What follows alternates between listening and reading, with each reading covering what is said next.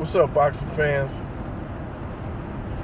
We got four big heavyweights, the top four heavyweights fighting coming up. We got Anthony Joshua versus Joseph Parker. Then we got Deontay Wilder versus Luis Ortiz. I'm gonna give you my opinions on those fights. Joseph Parker has all the incentives to go for the KO, but I don't see it happening.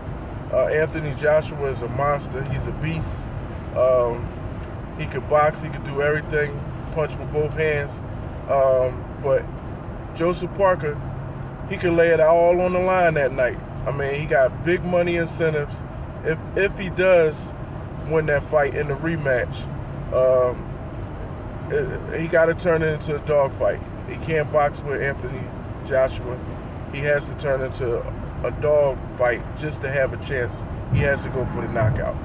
Now, my opinion on Deontay Wilder and Luis Ortiz is Deontay Wilder by knockout. Luis Ortiz is an old man with skills, but Deontay Wilder, he's not trying to box.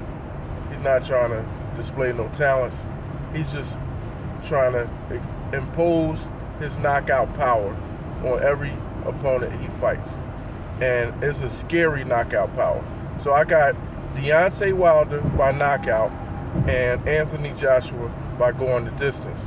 But we're not going to stop there. We're going to get the opinion from the #1 USA ranked super middleweight, #5 ranked in the world super middleweight champ, Jesse Hart.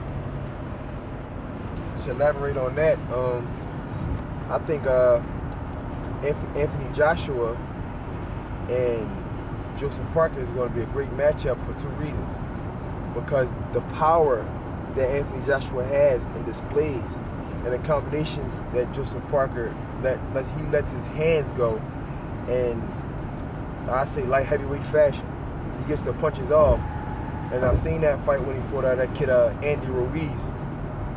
He let his combinations go, and but also I know he's not a big puncher.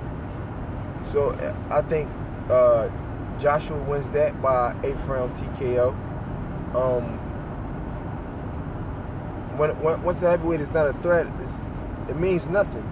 I mean, you got to be a threat when you're up there with them big guys like that. You gotta know that one shot can turn the lights out. And Anthony Joshua has that, but Joseph Parker don't. So Anthony Joshua not gonna respect you. Then you got Wilder and Ortiz. Now that's an interesting matchup because you got a kid here in Deontay Wilder. Strong, power, heavy hitter. Don't got the best of smarts. Ain't display smarts to me. Ain't display no technique to me. When he punches, his feet even comes up off the canvas. Like, you gotta look at that, and he's still able to generate maximum power. So that must mean he's a full-fledged heavyweight. Being smart, I don't see it in Deontay Wilder yet. I have yet to see smartness, but I think Ortiz, on the other hand, he displayed power. He displayed smartness. His movement is unbelievable. I mean, he can do it all. The things that he do at that size, that age, is real remarkable. I mean, his pivots, the way he stays on the angle. He throws combinations, an uppercut, a straight left hand, then come back with the right hook. He does things really, really, really, really good to be that heavy and to be that age. So I think Deontay Wilder is definitely going to be in for it. Now, if he land that one shot that he landed with Severn and many others, I don't know how Ortiz will stand up. I can't tell you that. But I can tell you this. If it goes the 8th, 9th rounds, I like Ortiz. I like Ortiz in the later rounds. But if it goes, that 5th round and Wilder land that one big shot, I think the ball game is over for Ortiz. And at that age, can he still move like how he can? I mean, it's many questions to be asked about Ortiz, man. He's really a unknown guy, you know. And I say that not in the public's eye. I mean, you know, with the scandals that he keep getting caught in, with the steroids, you know, is it going to be natural, or is he going to get caught, or you know, anything can happen, anything. Wilder broke his hand. I mean, things like that. If he punched too hard, I mean, things like that in the fight, you got to really look at, you know. And like I said, I like Ortiz. I like Ortiz's movement. I like his pivots. I like his uppercuts, his body punch. I mean, he does everything. To be that size and do everything like that, it's remarkable in itself.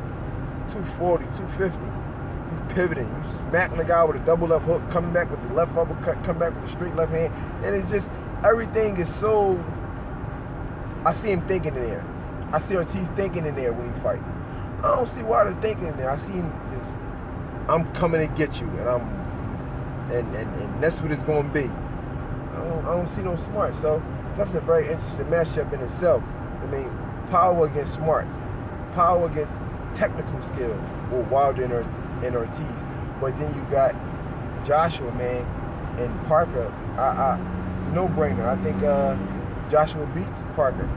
And I think Parker combinations, he's going to try. Any champion is going to try to keep their title. They're a champion. They got a right to try. But I think Joshua's just going to be brute force, too much force, and too relentless. So who you got on the Wilder Ortiz fight? I said if it go to the